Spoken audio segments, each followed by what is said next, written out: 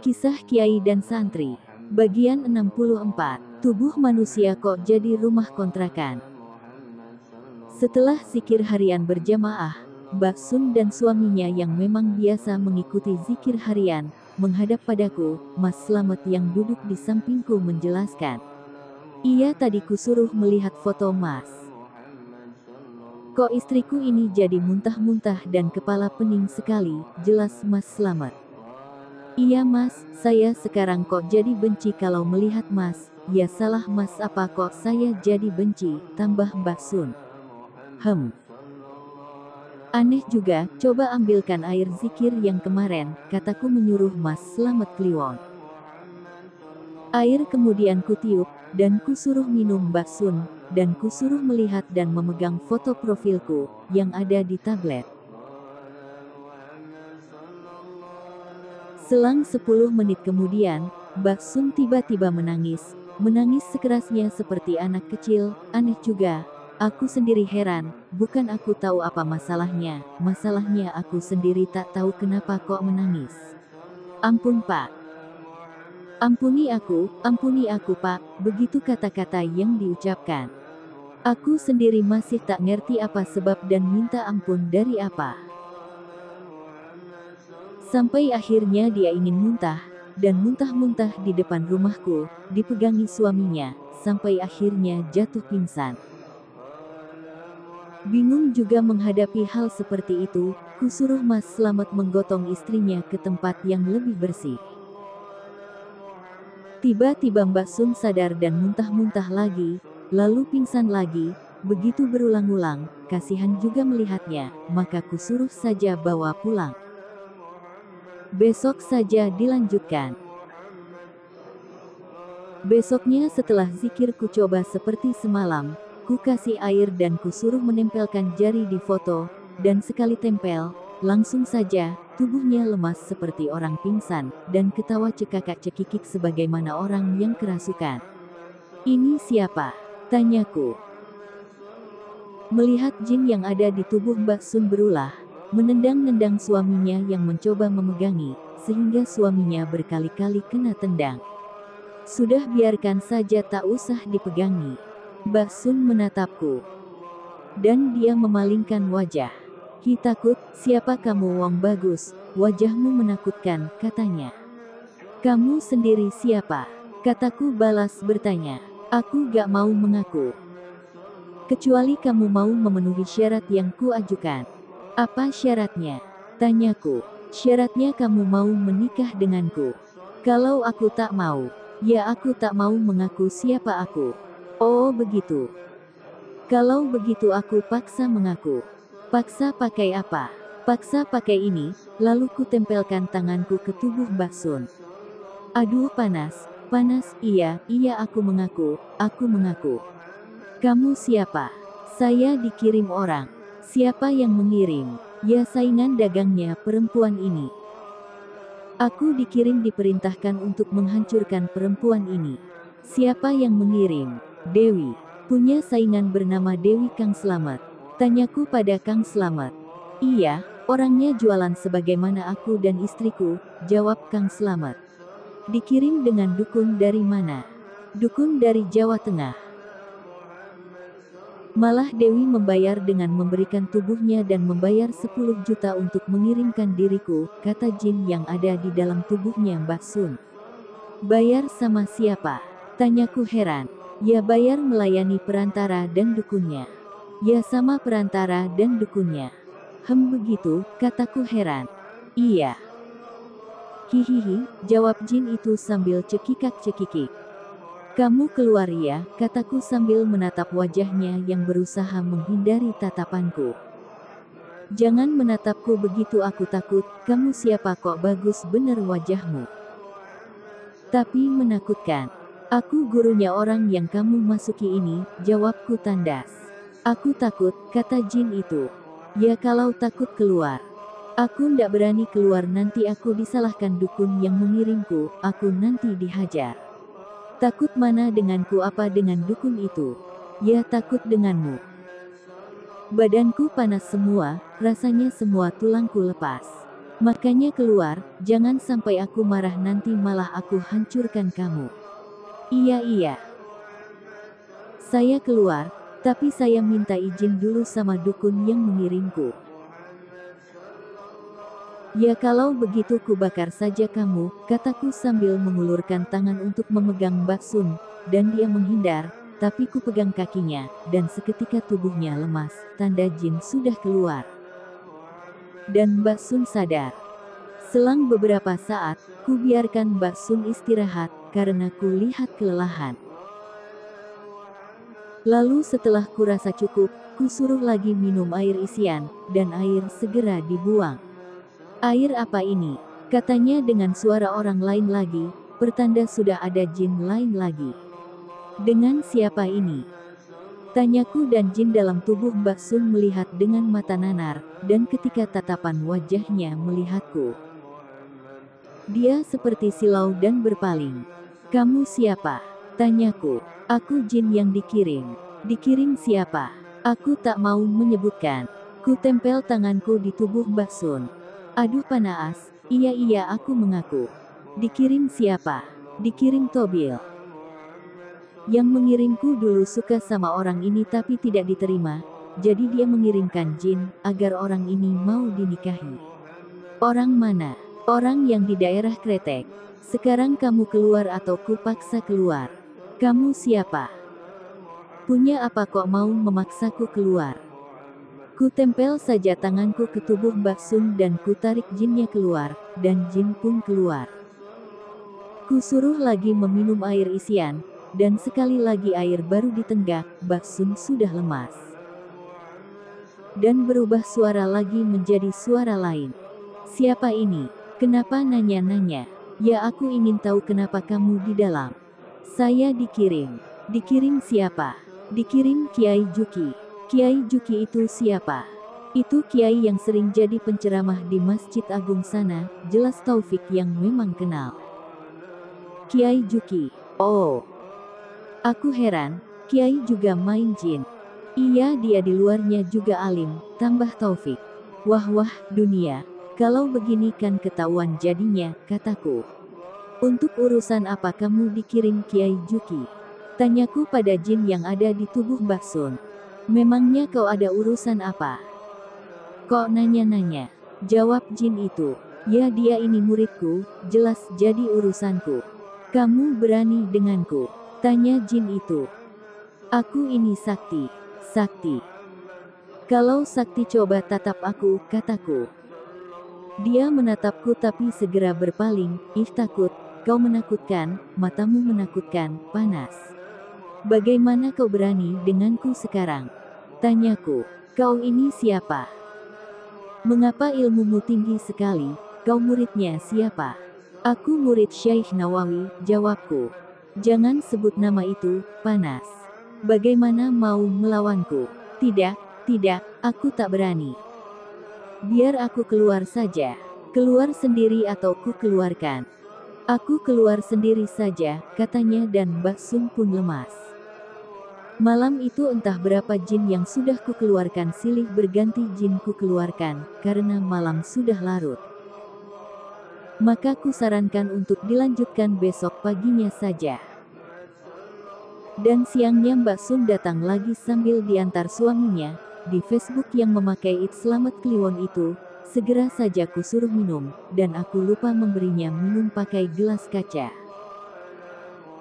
Jelas gelas langsung dibanting pecah, dan Mbak Sun sudah berubah menjadi orang lain. Siapa? Tanyaku. Aku kirimannya Siswoyo. Siapa itu Siswoyo? Siswoyo ya mertuanya Sun ini. Itu mertuanya yang dulu mas, jelas Kang Slamet. Oh. Begitu, lalu untuk apa kamu dikirim? Dulu Sun ini tak mau dinikahkan dapat anaknya, jadi tubuhnya diisi jin, biar mau. Jadi sudah lama kamu di dalam? Ya sudah lama, tapi sejak Sun ikut ngaji torekoh itu, tubuhku panas, aku gak kuat di dalam, aku kepanasan. Ngaji di mana itu kok panas sekali? Ya ngaji di sini, aku gurunya. Hah takut aku dikeluarkan saja, aku tak kuat. Segera jinku keluarkan, dan kusuruh minum air isian lagi. Dan langsung saja berubah menjadi suara lain. Dengan siapa ini? Aku jin dikirim oleh Supeno dan Supeni. Siapa itu? Dukun suruhannya Siswoyo. Oh, kamu keluar ya? Saya tak bisa keluar. Kenapa? Saya harus minta pertanggungjawaban pada Supeno dan Supeni. Yasana meminta pertanggungjawaban. Tak bisa. Kenapa? Orangnya sudah meninggal semua. Ya nanti minta pertanggungjawaban di akhirat. Sekarang kamu keluar. Ya saya keluar, tapi saya biarkan di tubuh perempuan ini sebentar. Saya kasihan padanya. Dia orang baik kok dikirimi jin. Aku tak sabar menunggu, lantas saja jinku keluarkan, tapi segera berganti jin baru. Siapa ini? Tanyaku. Dia menggeleng. Kamu siapa? Dia menggeleng lagi, dan memberi isyarat kalau dia tak bisa bicara. Kusuruh ambilkan spidol dan kertas. Dan kusodorkan di depannya. Kamu siapa? Dia menulis, saya kiriman. Sudah berapa lama di dalam? Dia menulis, 20 tahun. Heran juga aku, tapi karena susah berkomunikasi, maka ku keluarkan saja jinnya. Karena melihat keadaan Mbak Sun kelelahan, maka pengeluaran jinku hentikan beberapa saat, dan setelah kurasa cukup istirahat, kusuruh lagi Mbak Sun minum air isian dan langsung saja berubah gerak-geriknya. Dengan siapa ini? Tanyaku. Saya jin yang disuruh orang menyerang pada ayahnya anak ini. Loh, kenapa kok masuk ke anak ini? Karena ayahnya berisi, jadi saya tak bisa masuk ke ayahnya. Jadi saya masuki raga anaknya. Wah, kok begitu? Ya, sudah berapa tahun di dalam? Saya sudah 20 tahun lebih. Banyak tidak yang di dalam? Tak ada, semua sudah pada keluar. Benar, benar. Kamu keluar ya, mau keluar sendiri, atau ku keluarkan? Ya saya mau keluar. Karena di dalam sudah tak ada teman ngobrol. Loh, memangnya di dalam juga nyangkruk ngobrol sama teman-teman? Ya, sekarang saya tak ada temannya. Kalau begitu keluar. Kamu siapa? Aku takut denganmu, jangan menatapku seperti itu, aku takut. Kamu kan jin. Masak penakut. Ya aku takut denganmu. Nah kalau takut keluar sana. Sebentar, aku masih mau di dalam. Ku tarik saja jinnya keluar karena pembicaraanku anggap sudah tak ada manfaatnya. Jin itu kebanyakan pembohong kelas berat, ketika dikatakan di dalam tak ada lagi. Aku tak lantas percaya, dan kusuruh Mbak Sun minum air isian lagi, dan benar saja, masih saja ada jin di dalam. Sekalian kusuruh Kang Slamet melatih ilmunya mengeluarkan jin dari tubuh istrinya. Ketika jin dipegang, jin berontak. Dan Kang Slamet kewalahan. Konsentrasi pada lafaz Allah Kang, kataku. Kang Slamet pun konsentrasi dan memegang istrinya. Baru istrinya kewalahan dan tak berdaya, lalu ditanya. Siapa ini? Tanya Kang Slamet. Aku jin muslim. _2. Jin muslim. Tanyaku. Ya, berarti hafal Fatihah. Hafal, lalu jin itu membaca Fatihah dengan lancar. Kenapa di dalam? Saya dikirim orang, tapi saya lupa dikirim untuk apa. Saya di dalam sudah hampir 30 tahun. Wah, lama juga. Tolong siapa saja orang yang menonton ini. Siapa saja yang ada jinnya, kamu bisa menunjukkan. Ya, saya bisa. Lalu jin itu menunjukkan siapa saja orang yang hadir yang ada jinnya, dan juga menunjukkan siapa saja nama-nama keluarganya orang itu, apa kerjaannya dan lain-lain. Heran juga jin bisa tahu sedetail itu tiap orang. Gak tahu bagaimana cara dia mengetahui, apa dengan cara menanyakan jin yang ada di dalam tubuh orang itu atau bagaimana. Setelah berdialog panjang lebar, akhirnya jin itu kusuruh keluar, dan setelah itu, kusuruh minum dan memegang fotoku. Tak ada reaksi apa-apa. Kurasa jinnya sudah bersih. Cerita soal jin ini masih panjang dan sekali lagi ini hanya pengalaman. Sebenarnya siapa saja bisa mempunyai apa yang kupunyai, bisa sepertiku jika mengamalkan sebagaimana yang kuamalkan. Jadi bukan karena mengamalkan sebuah ilmu untuk mengeluarkan jin atau sejenisnya, cukup mendekatkan diri pada Allah, berusaha selalu istiqomah dalam menjalankan laku amaliyah. Nanti akan Allah anugerahkan berbagai ilmu dari sisi Allah, bukan ilmu yang dipelajari. Bukan dengan khodam jin atau malaikat. Sebab kita tak butuh jin juga tak butuh malaikat, para malaikat itu sudah sejak penciptaan Adam, malaikat tugasnya adalah melayani Adam, makanya diperintah sujud pada Adam, jadi tak perlu kita meminta, malaikat itu akan melayani kita, membagikan rizki, membagikan hujan. Mencatatkan amal perbuatan kita, tak usah kita repot menyediakan berlembar-lembar kertas, dan berliter-liter tinta, malaikat sudah mencatatkan amal kita, juga kita mau mati saja malaikat itu akan dengan sukarela mencabutkan nyawa kita tak usah repot-repot membetot nyawa sendiri. Sudah ada malaikat yang akan mencabutkan nyawa kita, malah ndak usah kita bayar dengan nyicil atau kontan, mereka akan melakukannya. Jadi yang kita butuhkan bukan khodam, yang kita butuhkan adalah penyesuaian penghambaan kita kepada Allah. Meletakkan diri sesuai dengan kodrat kenapa kita diciptakan. Kejadian yang kita alami, adalah cara Allah menunjukkan keberadaannya dan agar kita bisa mengetahui keagungan dan kebesarannya, seandaipun kita tak mengakui selamanya Allah itu Maha Agung dan Maha Kuasa. Kekuasaan dan kebesarannya tak tergantung atau bersandar pada apapun yang Dia ciptakan. Allah Maha Satu dan Maha Sendirian, tak bergantung pada tempat atau suasana. Kita manusia hanya bisalah mengambil manfaat dari pelajaran yang Allah berikan dari kejadian setiap hari, itu seperti Quran yang dijelaskan dengan kejadian nyata. Juga pengalaman yang kualami, seperti menaklukkan jin, sama sekali bukan berarti aku ini ahli dalam jin. Atau dalam pengalaman yang kualami soal aku ini mengobati santet, sama sekali lantas aku ini orang yang tahu seluk-beluk soal santet, kita kembalikan saja pada Nabi kita, Muhammad SAW, beliau itu bukan jebolan sekolah manapun, bukan jebolan universitas ternama.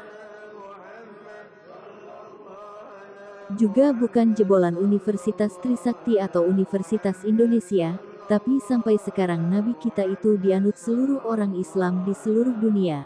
Kurasa juga beliau tak pintar dan faham betul soal santet, atau ilmu sihir manapun. Tapi beliau adalah sumber segala ilmu dari Allah karena wahyu melewati beliau, jadi bukan juga saya ini tahu soal santet, atau soal jin, malah sama sekali saya tak tahu.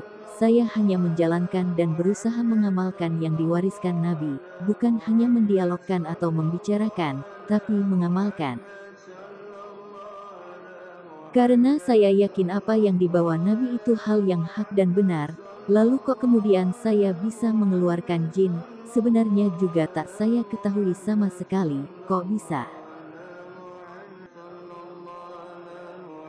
Saya tak mengambil pusing kenapa kok bisa atau tidak, dijalani saja yang seharusnya dijalani, sebagaimana Nabi itu bukan seorang yang pintar baca tulis dan pintar baca, kok bisa menyampaikan Al-Quran dengan benar bahkan bahasanya yang sangat tinggi tak satupun yang salah. Dan bisa mengarahkan orang dari dulu sampai sekarang dengan petunjuk yang dibawanya, karena ada campur tangan Allah di dalamnya. Pengalaman yang saya alami juga saya sendiri tak meributkan bagaimana saya kok bisa. Ya menurut saya juga siapa yang mengamalkan seperti yang saya amalkan juga akan bisa, dan kenyataannya banyak murid saya juga yang bisa mengobati sembarang penyakit dan juga bisa mengeluarkan jin dari tubuh seseorang, kok bisa? Ya kenyataannya bisa, jika mau membuktikan kenapa tak mengikuti apa yang saya amalkan, kan lebih mudah mencari buktinya, daripada hanya menyangka-ngangka, dan kan bisa tahu apa yang saya amalkan itu melenceng tidak dari agama. Misal membaca Quran itu apa melenceng dari agama? Menjalankan puasa sunnah itu apa melenceng dari agama? Nah, agar tahu, kenapa tak mencari tahu masuk dalam lingkunganku? Kembali soal pengalaman, ini juga namanya pengalaman, kejadian yang sama sekali tanpa direncanakan, tak seperti sinetron atau film TV, jadi ending ceritanya kadang tak bisa ditebak. Termasuk saya sebagai orang yang mengalami. Abis Isya, ada tamu dari Tegal, biasanya jam 8, ada zikir harian di majelis, tapi karena ada tamu, masa ku tolak, kalau zikir sudah mulai ya ku biarkan saja tamu menunggu sampai zikir selesai, karena zikir belum mulai maka ku temui tamu. Ada apa? Tanyaku pada dua tamuku. Saya dari Facebook Mas, jawabnya. Lalu ku tanyaitnya dia, karena aku tak tahu semua tamu yang datang. Setelah menjelaskan baru aku ingat paling tidak sedikit. Sebab sehari pesan yang masuk ke inboxku ada 200-an pesan, kalau pesan terjawab lantas terjadi dialog. Ya sehari sampai ada 300 sampai 400 pesan masuk, dan setiap pesan yang masuk, aku tak bisa mengetahui setiap orang per orang, apalagi kalau jawab pakai Opera Mini, tak ketahuan fotonya. Apalagi kalau orangnya memakai foto bukan foto asli, maka makin sulit lagi. Hampir tiap hari ada saja teman Facebook datang ke rumahku, bahkan ada yang jauh-jauh datang naik pesawat, malah pernah ada yang sudah bela-belain datang naik pesawat, dan sudah sampai di rumahku. Aku sendiri sedang dalam menjalani kholwat tidak menemui siapapun, makin susah kan, ya kenapa juga gak kasih kabar kalau mau ketemu. Ada keperluan apa? Tanyaku. Saya ingin minta dilihat apa saya ada jinnya, kata satu orang, sebut saja namanya Rohman. Kenapa tak lewat Facebook saja? Kan bisa lewat dari Facebook, kataku. Ya biar makin mantep ketemuan sama Mas. Oh ya ndak apa-apa, coba minum air ini, kataku setelah mengambil air, dan kutiup. Dia lantas meminum air. Lantas ku sodorkan fotoku di depannya. Ini jarinya ditempelkan. Lalu kulihat dia menempelkan jari telunjuknya di tengah dada foto, sebentar-sebentar dia menggelengkan kepala. Wajah Mas berubah-ubah, katanya sambil menggelengkan kepala. Biasanya, ini biasanya, saya sendiri juga tak tahu bagaimana kok bisa begitu. Jadi ini kuambil dari kebiasaan saja, sebenarnya aku sendiri juga tak tahu kenapa kok jadi seperti itu. Biasanya kalau di dalam tubuh seseorang tersebut ada beberapa jin, misal 10 jin, maka fotoku akan berubah menjadi 10 wajah. Wajah jin yang ada di dalam tubuh orang tersebut. Benar saja suara pemuda yang di depanku sudah berubah menjadi suara orang lain. Siapa? Tanyaku. Aku jin. Muslim. Ya aku muslim. Assalamualaikum, ucapku. Waalaikumsalam. Kenapa kamu di dalam? Saya dikirim. Atas perintah siapa? Atas perintah perempuan yang disakiti pemuda ini. Lalu maksudnya? Maksudnya ya. Saya diminta menghancurkan kehidupan pemuda ini. Lah kamu kan jin muslim, antara muslim dengan muslim yang lain kan saudara. Bagaimana kamu kok bisa dan mau dikirim untuk menghancurkan pemuda ini? Saya ditaklukkan orang yang mengirimku. Wah hebat berarti yang mengirimmu itu. Ya, lalu kenapa kamu ndak keluar dan lari?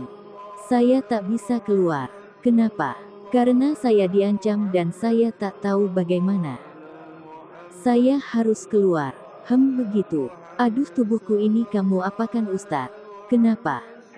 Aku tak mengapa-apakan, tapi tubuhku sama sekali tak berdaya, seperti ditindih gunung.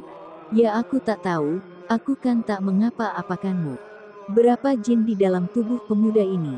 Banyak. Berapa? Ada 20-an jin. 20. Wah banyak juga. Iya, tapi mereka semua jin fasik, dan semua sudah kabur. Ketika masuk ke sini tadi, semua takut pada Ustadz. Takut padaku. Ya, apa mereka semua bentuknya? Ada yang berbentuk macan, ada yang berbentuk ular, kera dan lain-lain, pokoknya macam-macam. Tapi mereka cemen semua. Masak sama Ustadz takut, hahaha. Wah wah. Mungkin mereka merasa kalah ganteng sama aku sehingga keder, hehehe.